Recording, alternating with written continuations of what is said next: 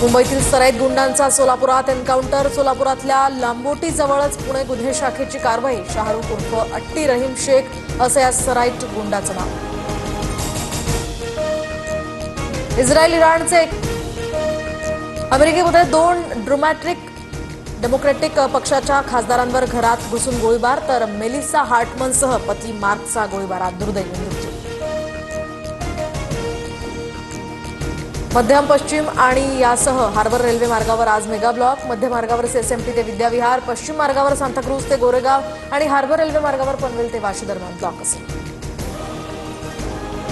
मध्य प्रदेशच्या बालाघाटमध्ये पोलीस आणि नक्षलवाद्यांमध्ये चकमक। 4 नक्षलवाद्यांचा खात्मा, 3 महिला आणि एका पुरुष नक्षलवाद्यांचा समावेश, तर कारवाई दरम्यान हँड ग्रेनेड आणि SLR जप्त।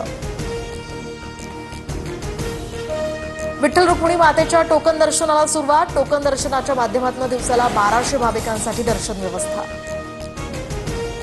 रत्नागिरीतील पावसमध्ये ढगफुटीसदृश पाऊस, व्हिडिओ सोशल मीडियावर व्हायरल।